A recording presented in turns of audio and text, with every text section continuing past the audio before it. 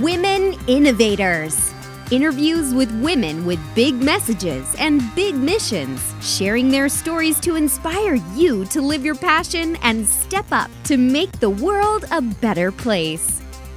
Here's your host, Tammy Patzer. Hi, this is Tammy Patzer, and I'm really excited to introduce today's guest, Judy MICALE. She is a best-selling author, national speaker, and an international coaching federation coach with an international client base. She understands the importance of increasing appreciation and compassion on an individual and professional level, and she encourages participants in her workshops to embrace that concept. Her coaching style focuses on individual strengths. By focusing on our strengths, we can positively impact those around us. Welcome, Judy. Thank you so much. It's such an honor to be a part of this. Well, I'm really excited to talk to you, Judy, because you do hold one of the certifications that is very coveted, the International Coaching Federation certification. And I didn't name all of your credentials, but you have alphabet soup behind your name. And of course, you are a best-selling author. So tell me a little bit more about who you help. I love working with individuals, and I work with both men and women who are in transition in some way, shape, or form. I'm fascinated by working with people who are exploring what is their true purpose in life, their true meaning in life, and what does that mean for them, whether it's running a company or whether it's making an impact in a community. Some of the individuals that I've worked with are just coming to me just to help streamline themselves and their goals and individuals I've actually worked with sometimes have said, I never really set my career goals. I just did it. And so I always talk to them about, what does that mean when you say you just did it? And they're like, well, a door opened and I walked through it, and I never really thought much about it. So I love working with people who are ready to explore, what are my goals? Where do I want to go next? And it's just always such a journey, and it's such a joy to be on that journey with them, because they really open new doors and new possibilities for themselves. So you work with individuals, both men and women, and then you also work with companies. Tell me a little bit more about that, and then we'll come back and talk about the process. Yes, the companies, I do training. And what I have discovered is there's a lot of different training that's out there for leadership, but it's pretty much rubber stamped. So people just start quoting other authors and everything. What I have done is I've actually designed leadership training for each company and provided them an opportunity to give me case studies that are relevant for their staff, their workers, and we use those case studies throughout the training. So it is tailor-made for each company. It takes a lot more work on my end to do that, because I'm designing those case studies for them, but it's not a rubber stamp leadership. So it's taking their needs, whatever it is, and developing a leadership component training around that. I always start off, though, with communication, because if we don't know how to communicate with each other, we're not going to be able to do the rest of the stuff. And I always joke about communication is defined as a soft skill. It's the hardest soft skill I've ever encountered in my entire life. Well, communication, especially in today's world, is probably more important now more than ever, because everything is just so lightning fast. So what types of companies have you worked with? Because as you said, if you're customizing it, I imagine leadership in say, a factory setting would be very different than, say, in a customer service situation. How would some of those be different? It is totally different. I have done a communication training specifically for real estate agents. that was really kind of a fun dynamic to do, because there was a whole arena there that I wasn't aware of, because I've never been a real estate agent. So I actually had to do some research and ask them questions. But what I did was I ended up working with them because there was many different generations that they're working with, and they're finding that they're selling homes for multi-generations now. So we did a lot of cross-generational communication for that group, and it was a fun training, and I truly enjoyed it. And that evolved into, I was started doing a lot more on cross-generational communication, and I've done that for nonprofits, for communities that are substance abuse providers. I've done it for for-profit companies, where I've actually given them an assessment to determine what their communication style is. And then we talked about the different generations that were in their company. And I worked with one company where they had 5 generations. And so we really talked about the fact that they still had a mature on board who was in his late 70s, but he just didn't want to let go of the controls yet. And then we had boomers that were all the main managers and directors. And then they had Generation X, which is my generation. And from there, they went into the millennials or Ys. That one goes back and forth depending on who you're talking to. And their interns were Zs, Generation Zs. They were coming in from the college area. So we talked about the fact that the matures want a face-to-face. They want everything in writing. That boomers really wanted team environment, and they didn't want to be told what to do. From there, you went into Generation X, which is my generation, and we're kind of like, oh, technology is wonderful, and yet it's a curse. But we've had technology our whole life. And then you have the Ys who are like, just text me, just send me a text and let me know what you need me to do, and let me do it. And they're like, we want to make an impact in our community. So it was a really great way to open the doors of illumination for all generations to say, this is something we can all do. And we can just do it by asking questions. It's as simple as asking a question. And they forgot that they could ask questions. They just were like, oh, yeah, that's right. The light bulb went off. So that's the joy of what I do. It's opening and getting those little light bulbs to go off for people. I think that's so interesting when you talk about the different generations. And I actually fall into the boomer generation. So I like face-to-face, but I don't want to do it in person. Yeah. And then you're absolutely right. My son rarely will talk on the phone. It is about texting.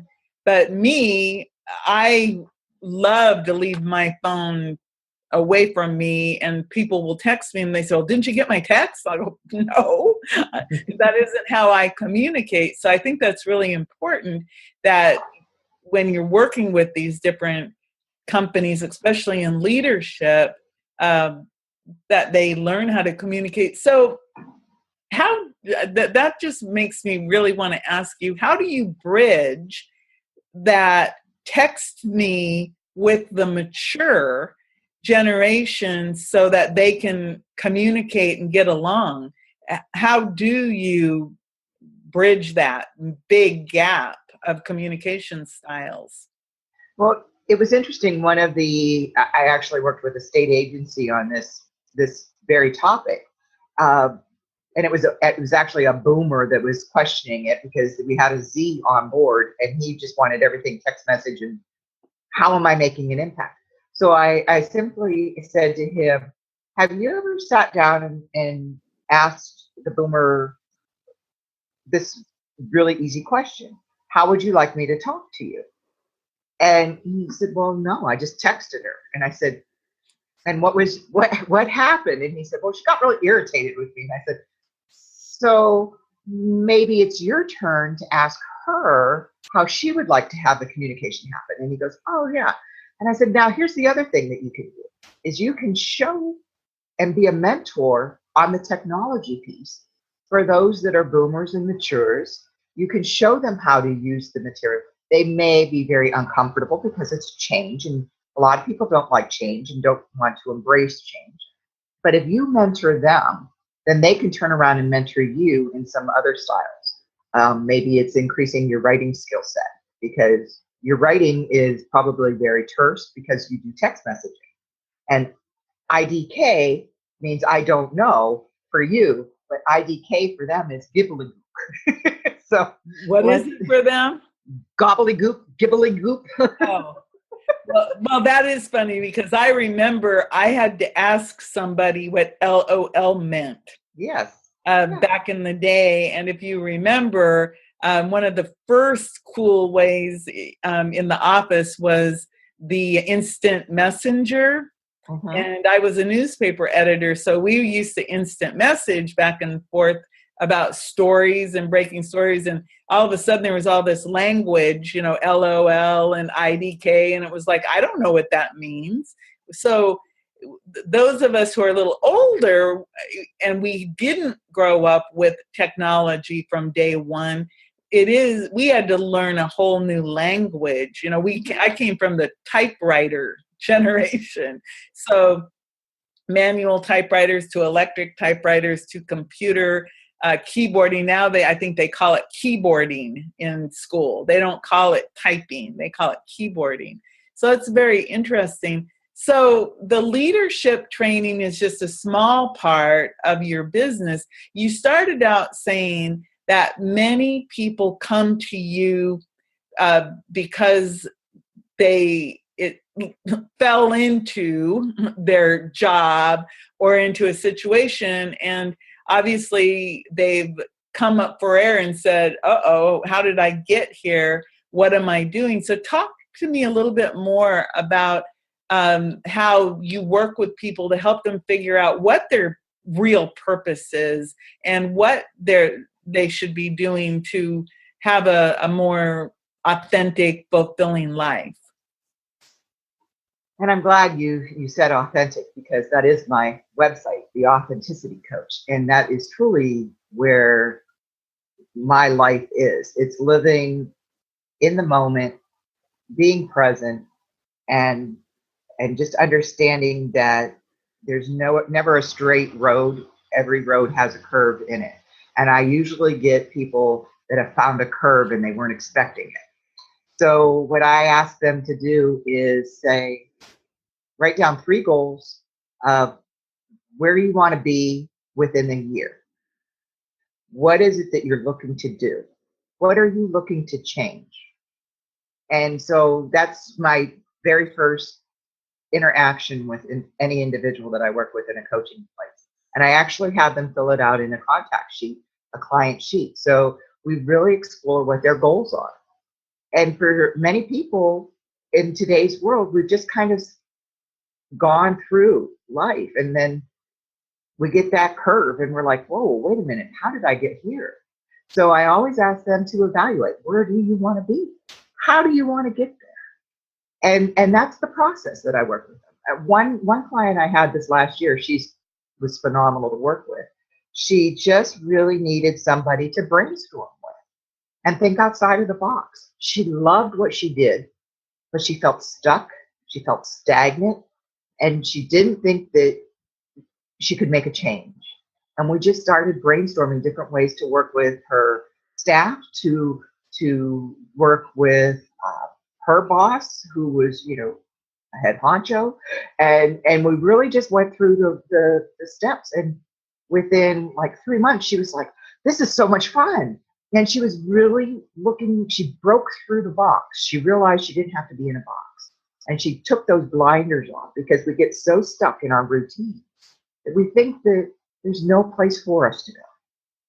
And that's where I come in. I just open the door and say, look and see what you want. So when you brainstorm with someone at that level, what might that look like? Well, I'll give you an example. Let's you and I talk for a minute. What is one goal that you want to achieve by the end of this year? Have several of my books be best-selling books on Amazon with my multi-author books. So I have several of them. I heard the word several Twice now. So when you say several, give me a number.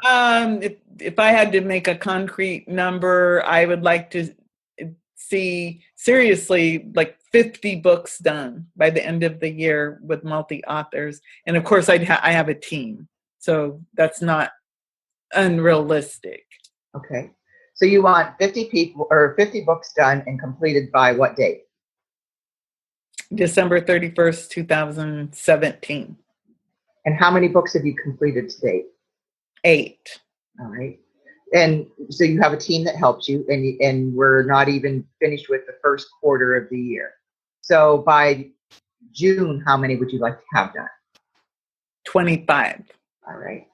So you have 17 more books to complete by then. Right. And how does that look? Have you done? Wow, I did the math quickly, didn't I? So I see. So you basically start out with a year, and then it's like, what is that? And then if you can quantify it, yep. Because many times it's interesting because many of us right-brained people, we are a little bit afraid of numbers.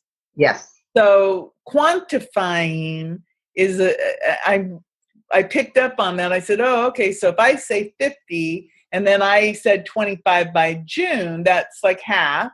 And then how many of you already done? So I said 8. So I may be a little, have to step up my game in order to get to 25 between March, April, May, and June. So that's 4 months. So I would have to then do whatever 25 would add up. Yep. So 3 or 4 books a month. And then I would actually bring you back to what is one action step that you could do Okay. today to reach that goal. Okay. And so you just continue to break it down. And a lot of times I'll ask them to think outside the box. What is it? Does it have to be a concrete? Is that when you say a book, is it a Kindle book or is it a paperback book? What kind of a book is it? So I actually get you to go to that distance. And for each situation, it's a little bit different, but that's a great example of how now you've got a better number and you realize, hey, if I want to get to that point and I want to reach that goal, this is what I need to do today. But that I love this because number one, it helps somebody to be able to, it's easy to count things. Yes. Because it's easy to visualize, but to back it up, so you reverse engineer it, and then you can see if your goals are realistic or not. And the same goes with how much money you want to make. Yes. Because you can back it up, because if you wanted $1 million, for example, you'd have to back that out and look at reality and what are you doing, and is that a realistic expectation based on whatever the factors are. So I see. So you basically can help somebody brainstorm and help them get out of their comfort zone, because like I said, I know for me, numbers have always been like something I've avoided until recently, when I started to realize, all I have to do is get my handy dandy calculator and choose whatever I'm working on and then figure it out. There's an ad on TV that's hilarious to me. It's I live in Florida, and it's advertising the Florida lottery. You win $1,000 a day for life. And it started to play on TV, and I started to go, well, gee, $1,000 a day. I could make $1,000 a day. And it's funny because I started to do that, and on those days, I actually made $1,000. And so I was going, wow, that TV ad kind of is it's a lottery ad, but I'm not using it like I'm going to win the lottery. I'm going, $1,000 a day, all I would have to do is this. Yeah. So very interesting. So tell me a little bit more about the people you work with. What are their primary problems? Like I gave you one example of creative person afraid of numbers. What would you say are some of the other issues that the people you work with run into and how you help them? That is a beautiful question. I would say a lot of them have come to a point in their life where they have a fear that they haven't been successful in their own eyes.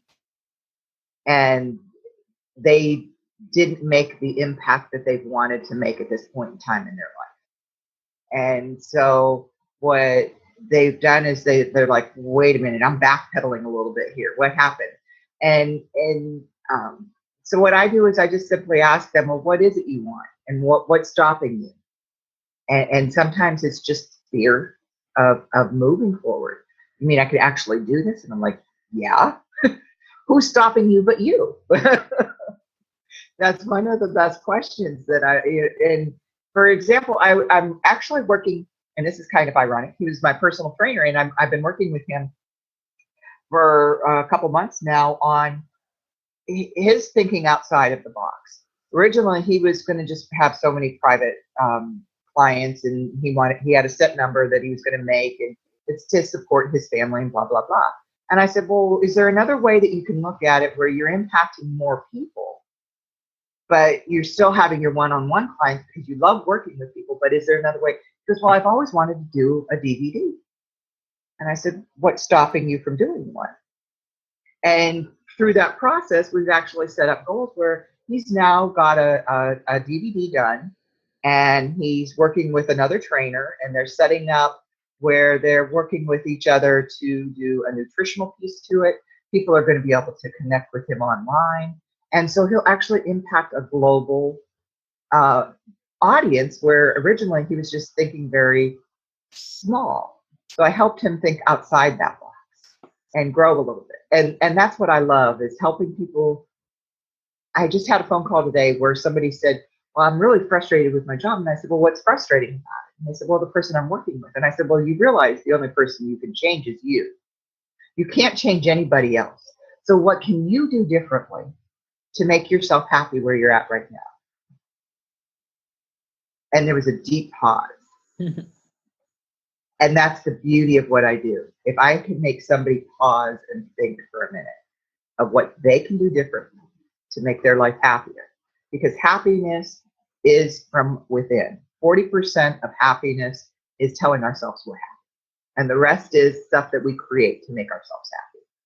So with working with this person, I just simply said, what is it that you would like to do? Well, I don't know. I just thought this would be different. I said, so you've had a similar pattern? Yeah. Oh, okay.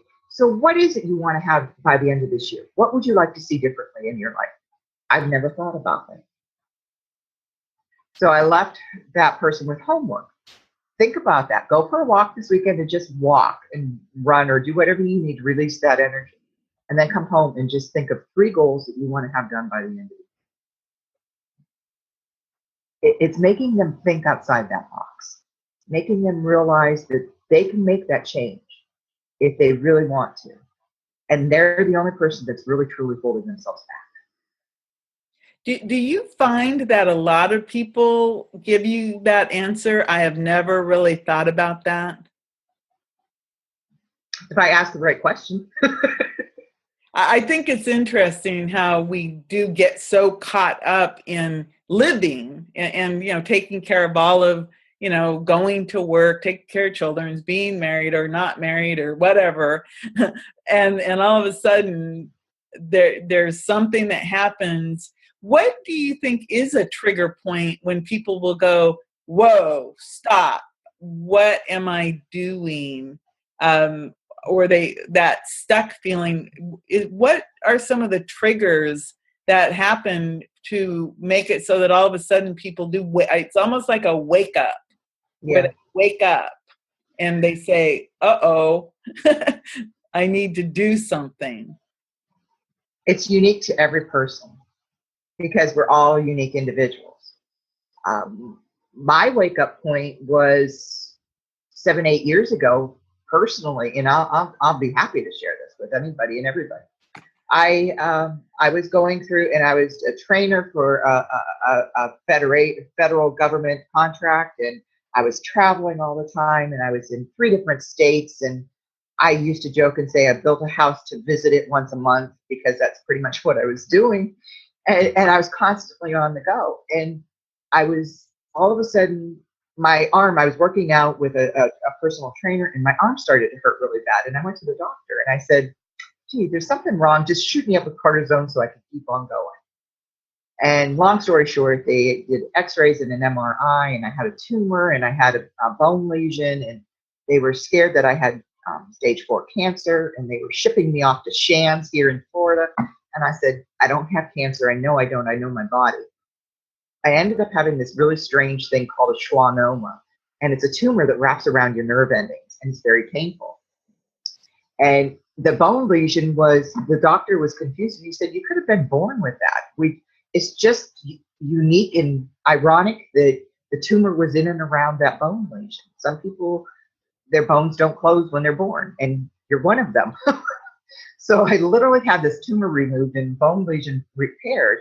And that was my wake up call of what do I want to do differently in my life? This chaos of traveling all the time and just kind of visiting. I loved what I did, but I knew I wanted to do more, and I wanted to have a bigger impact. And I knew that that was my wake up call. Well, then, long story short, 5 years later, my mom ended up with pneumonia, heart surgery, and melanoma, all within 3 months. And so I was busy taking care of her and my stepdad as well. And I moved them up here with me in Tallahassee, Florida. And so I moved them both up here, and I went through all of that with them. And my job, my stepdad passed away a year later, and my job, I was laid off. It was like divine intervention. Like, this is, you wanted to be a coach, you've been studying to be a coach, you are now going to do coaching full time. And so all of that happened, and I wrote a book, my very first one, 31 Daily Operations for Caregivers. One day, one breath, one step at a time.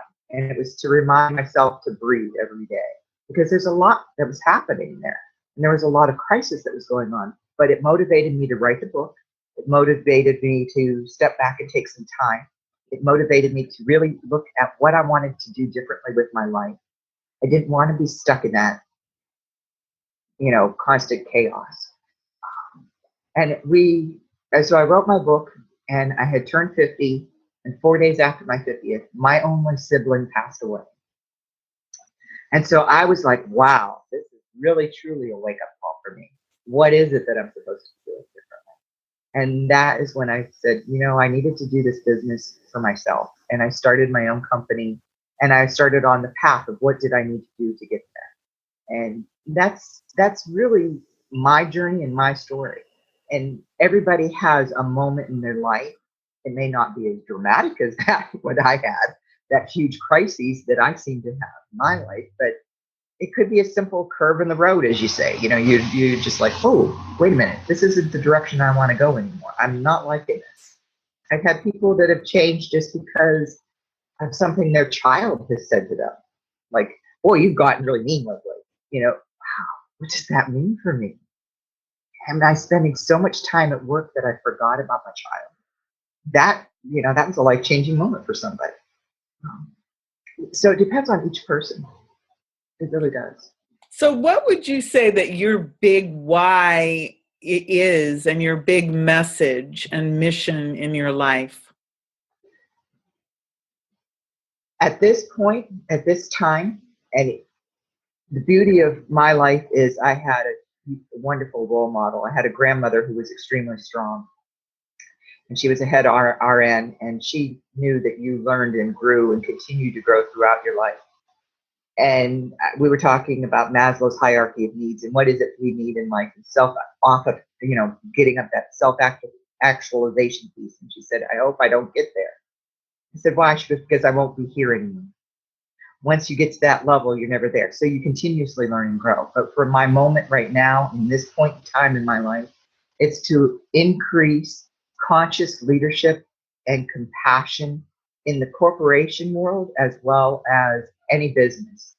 I think that is really where we're headed by making an impact within our community and being more compassionate with one another, especially with the interactions that we're having with each other more and more in this world. If we are conscious and compassionate, we can change not only our small little circle, but the ripple effects will be huge in the world. So being a conscious leader and a compassionate leader are the two biggest things that I try to do. And I do that through my leadership training, my communication training, cross-generational communication, and my coaching. I just tell people to remember to breathe, tune into what it is important to you, and make the biggest impact that you can within your circle. Wow. So you have another book also. You talked a little bit about the first book that you wrote. What is the second book? The second contributing author in is the Journey to the Stage Volume 4. The Women's Prosperity Network has put that one through. So I'm in that one. And I'm writing the next in a series of books that I'm writing that right now. And it will be out at the end of this year. My goal is to have this book out by December 4th. I'm not able to give the title yet because I'm still writing it and I want to make sure that I have the copyright to it yet. Oh, okay. Yep. But what you were talking about, the conscious leadership and compassionate leadership, if you look at our world today, you are really on target with some of the things that we really need to recognize and to keep in the forefront, because it just seems like the last few years have been times where it's almost as if people were trying to pull us back into old battles, when it was like we had these things solved and we were more compassionate, we were more conscientious, and all of a sudden it's like people are trying to go backwards to a time that there's no reason for it. Yeah. So I think you're right on target. So if somebody wanted to get in touch with you, how could they do that? Well, they can connect with me through my website, theauthenticitycoach.com, or they could actually just email me, and it's jmicalecoach@gmail.com, which is simply jmicalecoach@gmail.com. Okay, perfect. So, yeah. And I love your last name because it's MICALE, pronounced MICALE. So, I love that last name. So is there anything that I forgot to ask you that you might want to just let us all know or reiterate? The one nugget that I would love for everybody just to remember is, if we take 4 deep breaths and center ourselves and remember that the only person that we can change is our own self, we're good to go. I think that's a fabulous point. The only person that we can change, who we can change, is ourselves. So, Judy, thank you so much for spending time with me today. And thank you for having me. This has been a joy. This is Tammy Patzer. Go make it a beautiful day. You've been listening to Women Innovators with Tammy Patzer. To learn more, please go to womeninnovatorsradio.com. And please do subscribe and share to spread the big messages and big missions to change the world.